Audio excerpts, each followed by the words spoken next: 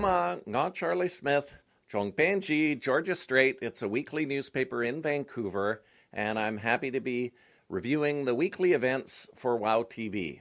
And later in the show, you'll hear from our arts editor, Janet Smith, as well as from our food editor, Michelle De Silva. But first, with the big story of the week, Christy Clark, the Premier-elect and Premier of the province, held her first meeting this week with members of her Liberal caucus and other candidates at the Century Plaza Hotel in downtown Vancouver.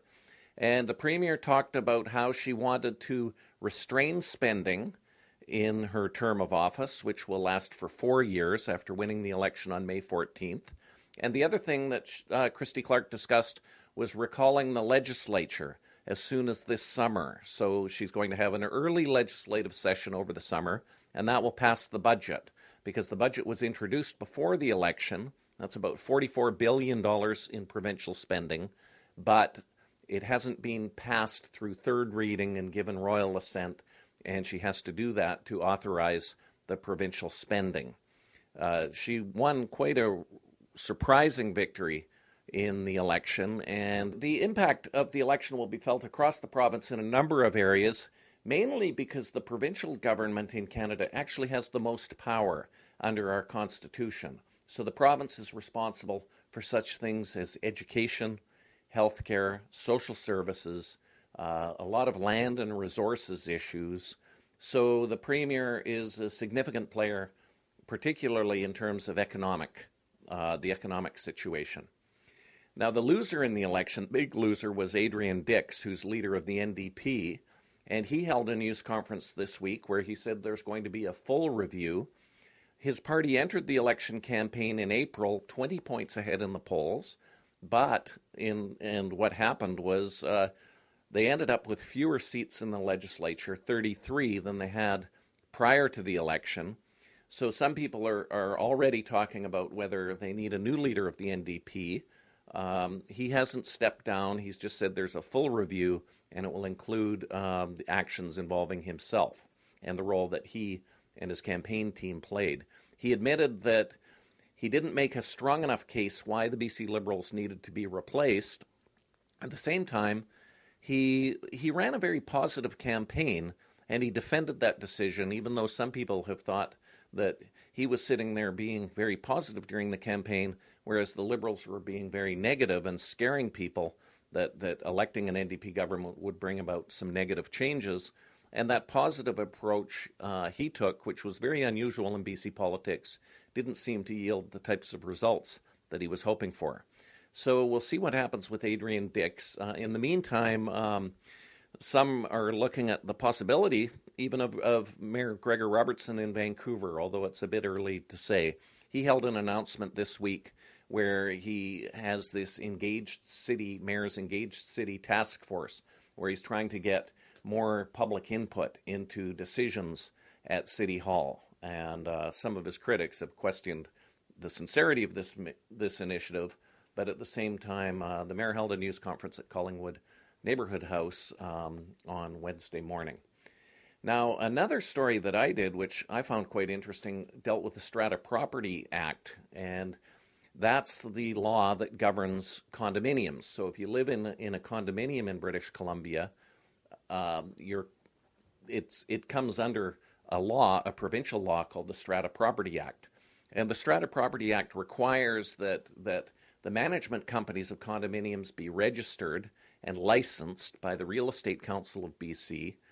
But the people who are on the Strata Council, and that's the elected body that oversees the condominium, that they don't need to be registered, and they don't face any serious penalties under the law if they violate the law. So a veteran condominium manager named Jerry Fennekin has written a book called Understanding the Condominium Concept, and one of the things that he would like to see is the provincial government change the law so that possibly members of strata councils could be fined if they impose penalties on residents in condominiums in violation of the law. So what he feels is, in certain cases, but not in all cases, in many cases you have well-meaning volunteers who volunteer their time and try to make their buildings operate more efficiently. But in certain cases, Mr. Fanakin suggests that what you really have happening are some bullies on the strata councils, and they don't always follow the rules regarding a conflict of interest.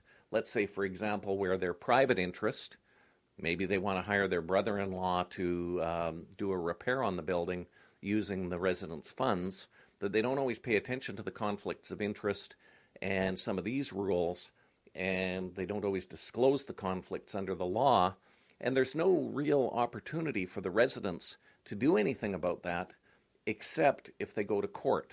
So he looks at people on these strata councils almost like a government, because they're elected officials, and like some politicians, once they get elected, they don't always listen to their constituents. So we'll see whether the Christy Clark government does anything with the Strata Property Act and takes Jerry Fanakin's advice. But he's someone who has offered a lot of advice over the years to government. He's very well respected. So for him to be making statements like this, I think, is worthy of some attention, because there's 700,000 strata title households in British Columbia, and about $1.5 billion is managed by strata title, strata councils and the property management companies. And so we're talking big money. Each building, according to Jerry Fanakin, has an annual budget of between $200,000 and $1.5 million. He says the average is about $600,000. So these people who are elected in the buildings to be on the strata council actually wield significant amount of power. And the final story that I'll talk about today involves women and government. And there's a conference in Vancouver next week being put on by an organization called Women Transforming Cities. And it was founded by a former Vancouver councillor named Ellen Woodsworth. And what Ellen Woodsworth would like to do is to have city planning processes pay more attention to women. So that could involve lighting on the streets. She talks about how the bus benches are sometimes too high for women, so their feet dangle over.